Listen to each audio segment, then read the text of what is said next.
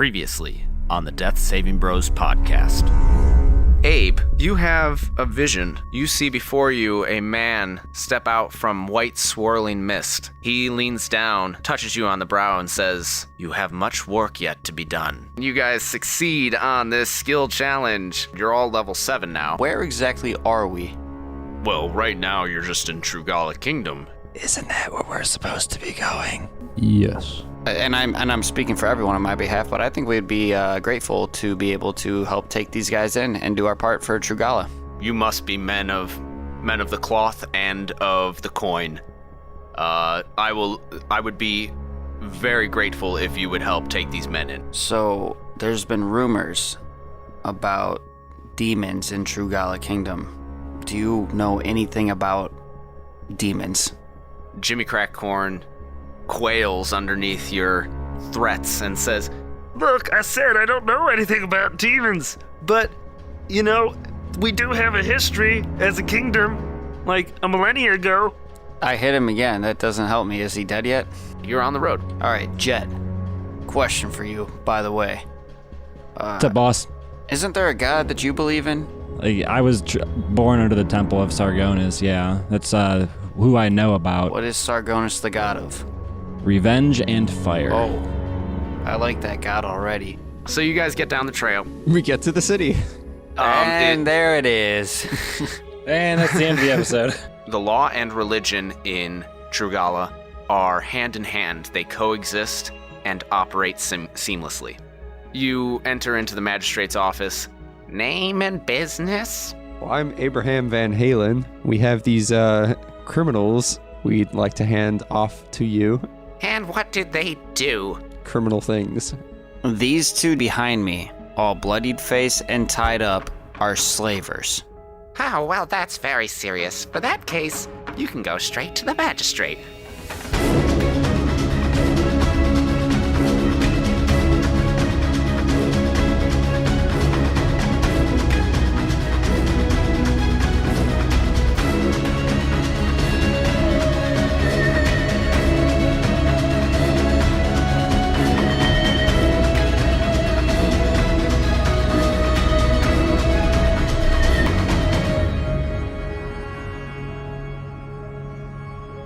Welcome to another episode of the Death Saving Bros podcast. I am your host and Dungeon Master, Paul Camper. With me today, I have Matt Smith. Hello. It's just me. Yes, that is it. There's nobody else on the podcast. It's just us. There never was anybody else on the podcast. It was only ever Matt and me. Just doing all these different voices. Very convincing, right? They're all a bunch of idiots. Mm-hmm. Man. No.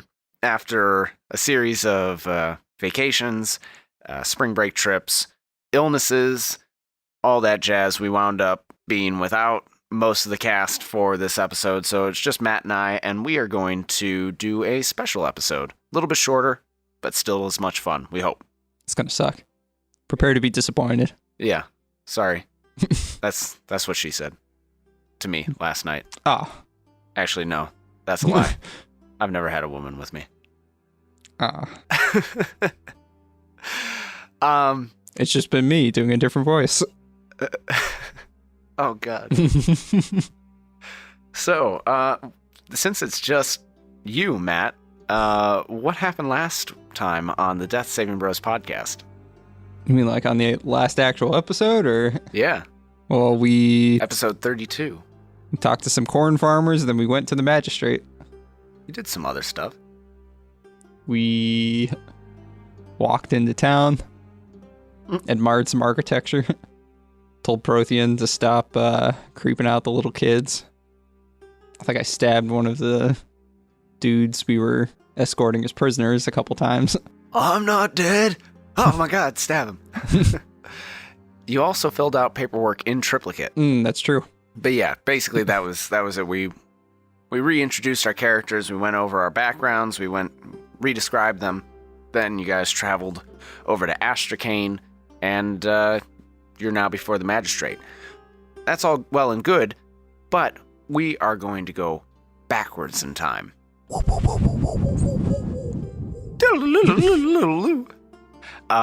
Yeah, so those of you that have been following us on the podcast know that when Jet and Prothean went and re-met with Ambionitis and Brixius and Finrael at the time, they were all at the corn farm, but Abraham Van Halen, had actually gone off on a different path.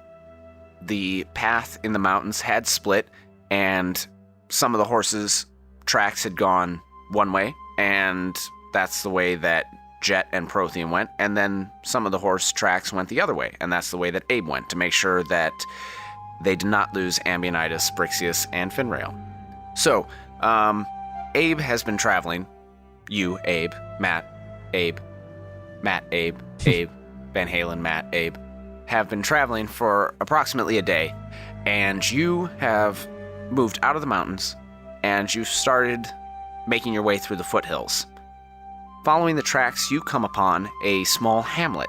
It looks completely deserted, except for the fact that there are a few wagons, and there are people moving through the village. I mean, the houses are dilapidated. The paddocks that once held sheep and pigs are falling apart, but there are a few people moving in between the houses, and where pigs and sheep once were are now bound and gagged humans and halflings and a couple dwarves, and you see one other tiefling. So completely deserted except for where it's not. Got it. Yes. It would be deserted if it weren't for the fact that people were there. So like every other town we come to. Well, it looks dilapidated, unlike the other towns that you've come to. All right. Do I see anyone I recognize? Give me a perception check. You don't even have your dice out? Come on, it's just us. Oh man, I'm a wreck. Okay. 16. All right.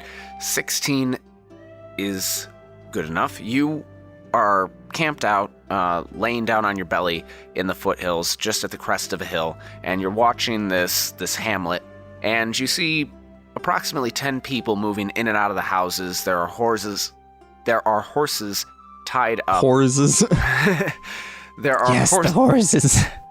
My horses. There are horses tied up outside some of the doors, so there might be others, but you have definitely seen at least 10 people walking in and out of the houses, checking on these prisoners, and among them, you see 2 people that you saw taking Ambionitis and Brixius away. You see a person in a yellow shirt, and you also see a super skinny guy that looks like a strong breeze might knock him over. And they are tethering 4 horses to a low fence. All right. Want to sneak up on String Bean, that fat ass looking motherfucker. And I want to cast Thaumaturgy to give myself spooky eyes. Well, there are a bunch of people moving around inside this hamlet. There are those 10 people and there are horses all around, so exactly how do you plan on sneaking up to this guy? Carefully and sneakily, without being seen. Well, yeah, but then there's also Yellow Shirt who's there. I'm gonna wait until String Bean goes off to take a piss or something. Then I'm gonna sneak up behind him. I'm gonna do the spooky eye thing. And I want to cast... Let's see, what is it? I want to cast Cause Fear on him. And try to snatch him and go, "Hey, little mama, let me whisper in your ear." And then I'm going to drag him away. Okay.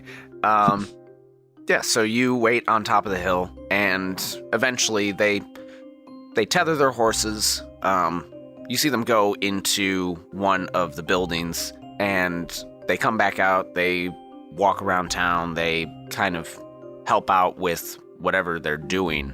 They're helping to build a low platform in the center of this hamlet. And then eventually you see the skinny guy move off, and he's going to go take a piss. You assume he's moving by himself, and he's headed over towards the piss trough. Give me a stealth check to see if you can sneak down towards this hamlet without anybody noticing that you're approaching. All right. 10. 10. Let me see if anybody's paying attention. No, they rolled a 9. Nice. So you sneak up on Skinny, and what do you whisper in his ear? Hey, little mama, let me whisper in your ear. Also, don't say anything. I don't want to cover up his mouth. Well, when you say the first part, he startles, spins around, and pisses on your boot. I slap him. Like, just open-handed, just fuck you. Just slap right across the face. Like, imprints of the fingers, just clearly visible. All right. Like, you could draw a face and it would be like a child's, like, turkey drawing. Wow. Well, that's definitely going to have a loud clap sound. And your cause fear spell, how does that work? Okay, it makes a wisdom save or he's frightened of me. I can repeat the save at the end of each of its turns. Has disadvantage on ability checks and attack rolls while the source of his fear, me, is visible. He can't willingly move closer, but I mean, I'm already right up in his shit. And then, yeah, that's basically it. Okay. What is the save that I need to roll against? 15. 15. All right. Here we go. He rolled a 3. Haha. So yeah, he is startled. His piss stops immediately. He doesn't know what to do. And you clap your hand over his mouth and drag him away. based on your observation and your mapping of the town, this little hamlet, you've discerned that there isn't anybody in this one shed that's near the piss trough. And you drag him over there. Go ahead and give me a strength check since he can roll even though he's frightened. But he does have disadvantage. Ooh, boy. A 2. All right. That's, what do you know? He has disadvantage and he rolled a fucking 1. Good. Okay. I'm gonna hold him close and go, bitch. You successfully drag him to this shed. How do you keep him from squealing? By telling him not to. And he's very scared. Well, he can do the wisdom save at the end of each of his turns. That's true. I'm going to... Is he wearing any socks? Yes. Okay, I'm going to take one of his socks. I'm going to wink and say I'm going to use this for later. No. Well, why aren't you using one of your socks? I'm not going to use one of my socks. I need those. So I'm going to take one of his socks and I'm going to jam it in his mouth. Okay. He's got a sock in his mouth. Haha, idiot. And you are in this shed. The shed is basically just a lean-to. It's someplace where the pigs would go after when it's raining or when they want to take a nap. Little Betty Bye. All right. I'm going to get right up in his face and put one finger up to my mouth and be like, shh. And then pull the sock out. Give me an intimidation check to see if he obeys. 18. That'll do it. He is quite frightened of you, especially since you have those thaumaturgic spooky eyes. Spooky. Well, I guess the one spooky eye. Oh, yeah. Well, I mean, if you got one red eye, like one spooky red eye, well, is it like red or is it more like a cat eye or something else? I'd probably make it red and glowing.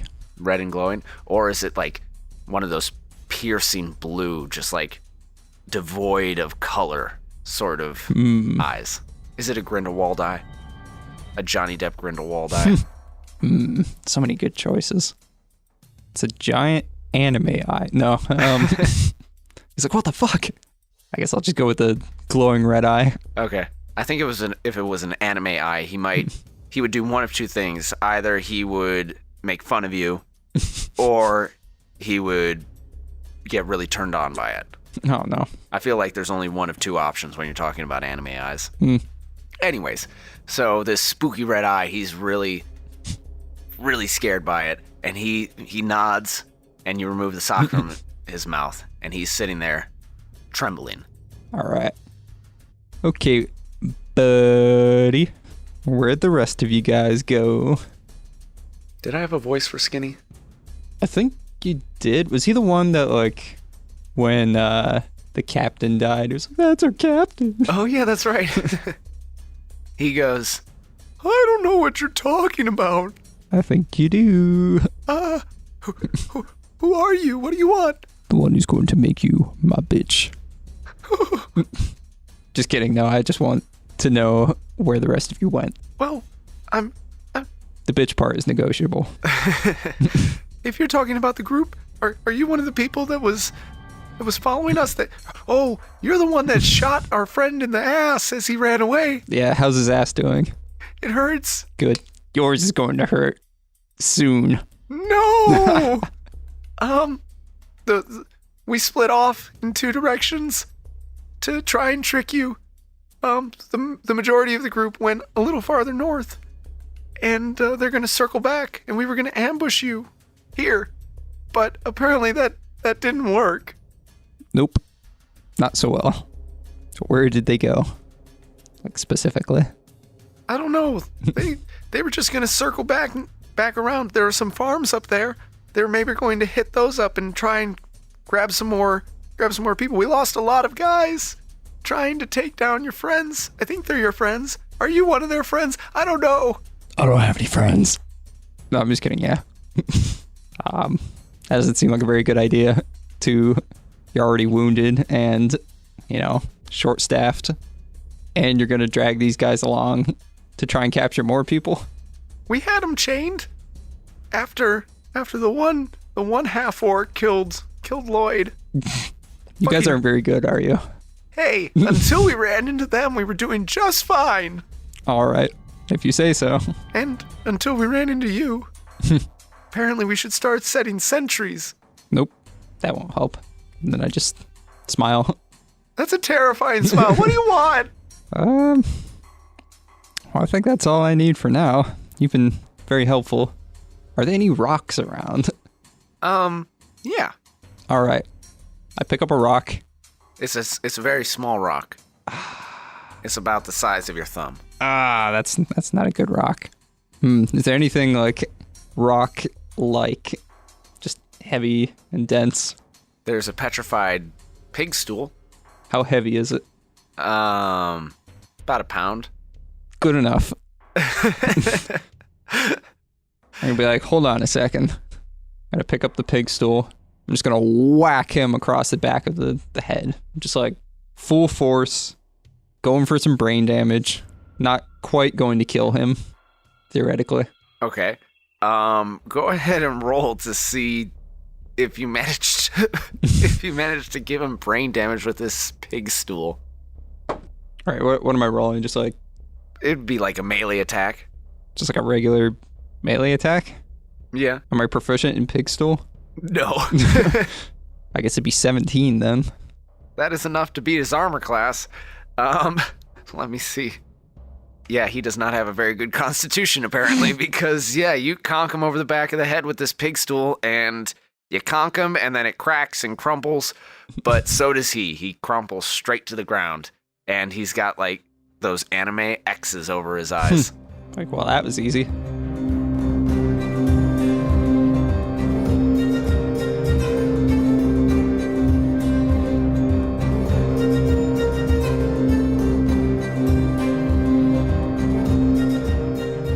Hey everyone, this week may be a shorter episode, but we've got a great announcement for you this week. Last week I told you that we were having a little difficulty with the Redbubble site, but this week, I am happy to announce that we finally have that new design up, and it is available for you to purchase on Redbubble.com. Head over there to get your chaotic neutral at best clothing and join the Death Saving Bros squad. You can get that one. You can also get the classic logo design. Both are available, and both can be found on Redbubble.com by searching Death Saving Bros. No podcast partner this week, but if you're interested in becoming a podcast partner, send an email with a quick synopsis of your project and a 30-second promo, if you have one, to deathsavingbros@gmail.com. We'll review your pitch and get back to you. Please make sure to recommend the show to your friends. Sharing your enjoyment of this podcast with others is honestly the surest way to grow this thing. The second best way? Leave a 5-star rating and review on iTunes, Apple Podcasts, or Stitcher, or all three. We'll read them on the air. Follow us on Twitter and Instagram at Death Saving Bros for the latest news about the podcast, and follow Life Saving Bros on Instagram for plot hooks, pre-made character sheets, and other tips and tricks to bring your own D&D campaign to life. And now that you've accomplished all those tasks, let me get you back to this episode. Without further ado, we now return you to your regularly scheduled programming.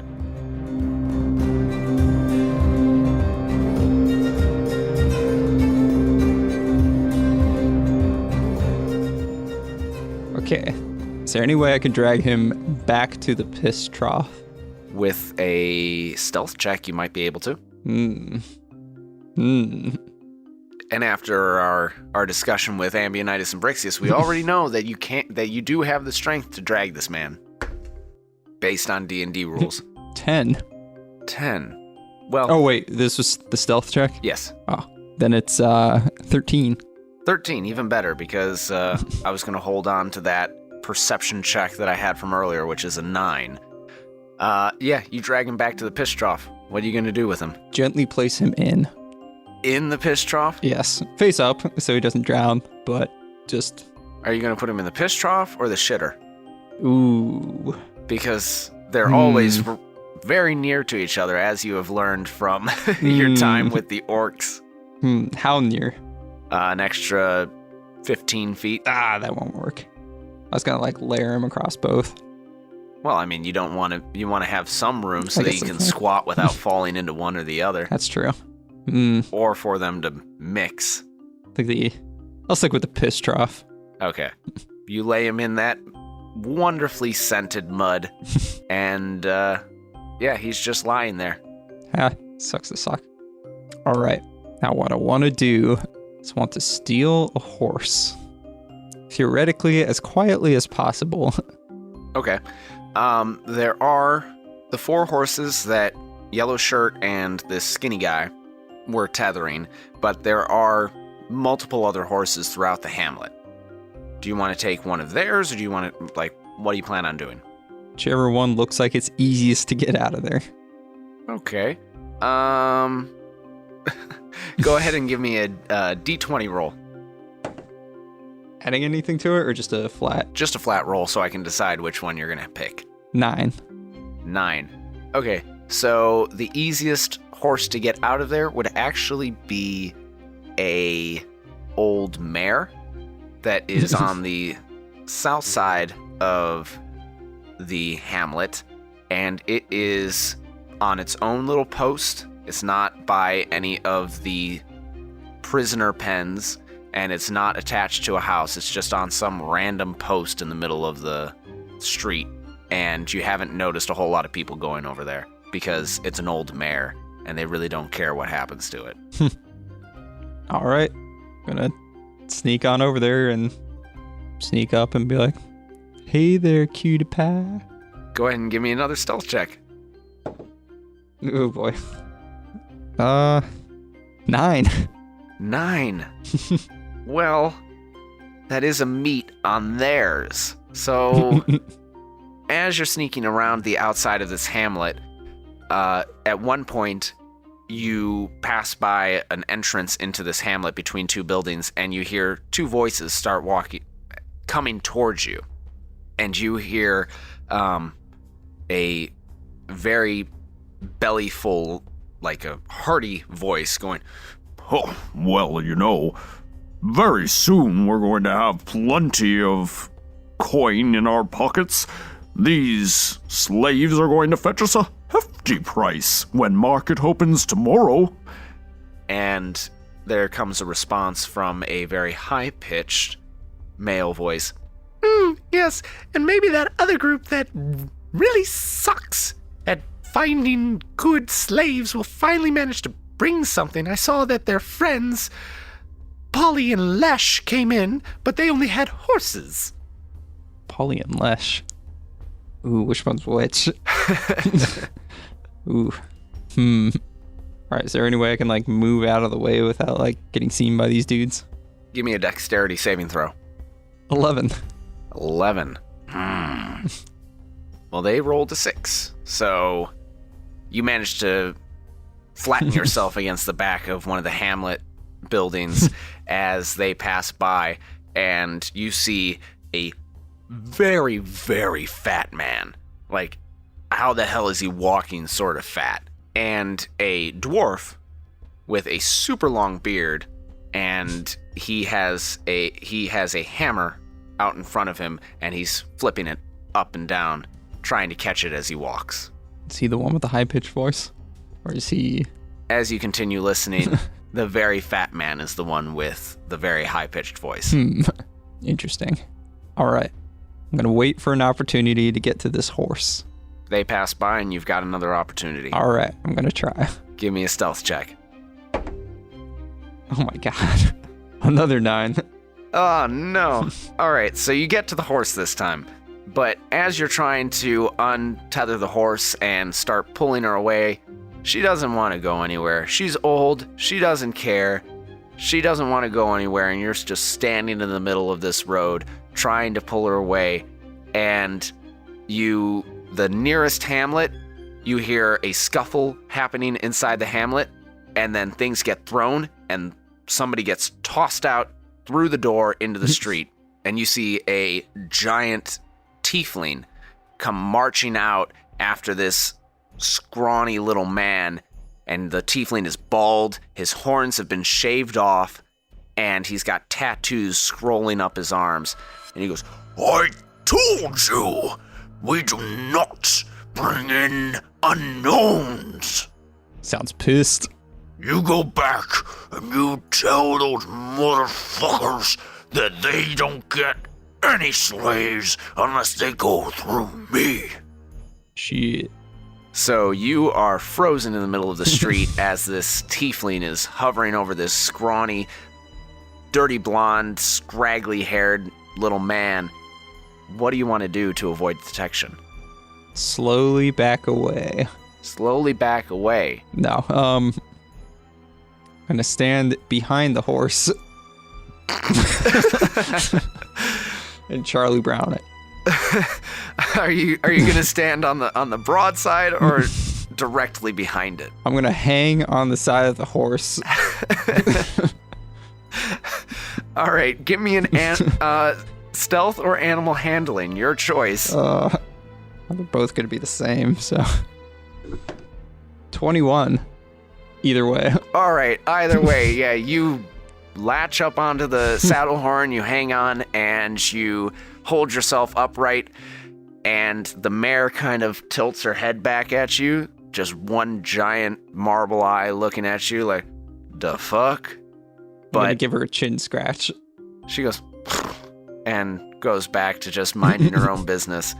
And after a couple minutes, you hear kind of like a scrabbling as the straw-haired man apparently gets up off the ground and goes away, and you hear the bald, hornless tiefling go, What are you all looking at? Finish building the stage. and you hear what remains of the door being slammed shut. You think that you're in the clear. All right. I'm gonna try sneaking the horse away again. All right, let's try that stealth check again. Jesus fucking Christ, how? 9. You know what? This one, nobody shows up. A nine meets and beats in your favor this time. You untether the mare. The mare liked the chin scratch. You get advantage on this one. Oh, yes, advantage. 21. There we go. All right, you untether the mare, and you're able to lead her out of the hamlet. You're in the foothills. There's nobody around you. You can mount her, and Right off into the sunset. exactly. Yeah. So, I mean, are you headed to the sunset, or because that's east? Were we headed east? Wait, no. Rises in the east and sets in the west.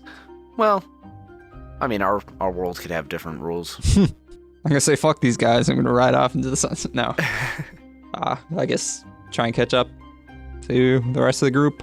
All right, and based on the information that the skinny guy gave you, they headed a little bit farther north, and they're hitting up a farmstead somewhere up there. So you head off in that direction.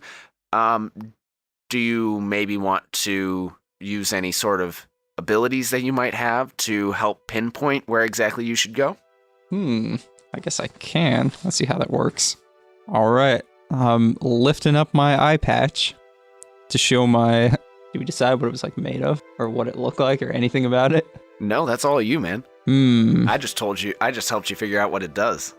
I can't do everything around here. All right. I'm going to lift up my eye patch to show my false eye, which is, let's say it's gold and runed. It's just like an orb. Like a Yu-Gi-Oh eye? Yes. Yes, exactly like a Yu-Gi-Oh eye. And I'm going to use an ability which lets me attempt to receive guidance from my patron. Because you are a warlock. Yes. So I'm going to roll a D100. And let's see, where's my 10? That's a 17. How convenient. The deal is if it was lower than my charisma score. Because my charisma score is an 18. And if you roll lower than your charisma score, then you successfully gain guidance, correct? Yes. And how often can you use that? Once every 10 days. All right.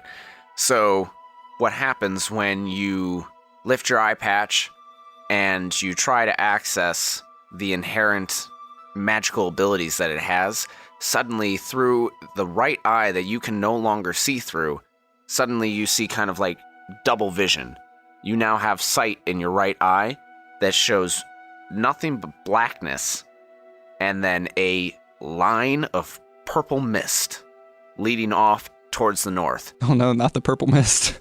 It's purple mist. Oh no. And your left eye still sees the world as it actually is, but the right eye sees just blackness with that purple line. So you wind up getting kind of like a gray haze as your eyes kind of focus and unfocus, and you can see this purple line leading towards the north. I get motion sickness and I throw up. And that's where we're going to end our episode. Hopefully you enjoyed this shorter episode to hear a little bit about what was happening while Ambionitis and Brixius, Prothean, Jet, and Finrail were battling our thugs in the corn farm with the corn farm farmers. If you enjoyed what you heard on this episode, or in general, if you enjoy what you're hearing, head over to iTunes, Apple Podcasts, or Stitcher. Leave us a review and a rating. If you do that, we'll go ahead and read you on the air. It's great. We love hearing your feedback, and honestly, it is fantastic. Ben will flip his shit. He always texts me. He's like, hey, we got another review. It makes us feel all tingly. Warm and fuzzy inside. And on the outside, on certain parts. Like the back of my hand. Yes. The back of my hand always gets warm, tingly, and fuzzy. If you want to keep in touch with us, you can do so on Twitter or Instagram at Death Saving Bros. You can follow us on Instagram at Life Saving Bros if you want to get some tips, tricks, and materials to bring your own D&D campaign to life. You can follow me personally on Twitter at HB Camper. You can find me on Old School RuneScape as Fat Smith. Our other podcasters, you can follow Eric at ES Nemeth on Twitter. You can follow B-Rich at... Fuck it, I don't know. I don't know either. B-Dizzle on RuneScape. Yeah, 918. And then Yes. Brad is Ima_B_rad. And Ben is Benfro15 on Twitter. They're not here to talk about it, so... Fuck 'em. Until next time, those of you in your car, in your home, or wherever you may be, keep saving those death throws, and we'll see you on the next one. Bye.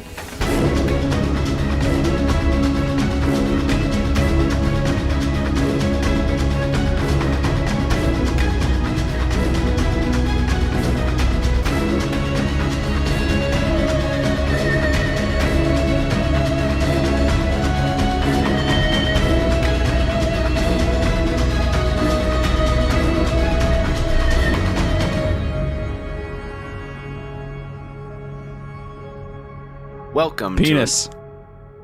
Fuck off. Sorry, I had to. It's just you and me. Why? Why?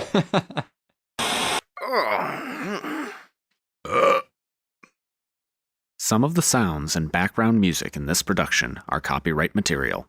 The songs Enter the Maze, Gloom Horizon, Heavy Heart, Heavy Interlude, and Morgana Rides are by Kevin MacLeod at Incompetech.com, licensed under Creative Commons Attribution License 3.0. The tracks Ice and Snow and Silent Motion are by Orchestralis. The Death Saving Bros theme song is an abridged version of the song Run by Kai Angle and sourced from the Free Music Archive. This track is used with permission under Creative Commons Attribution License 4.0. You can read the full license at creativecommons.org/licenses/by/4.0/legal code.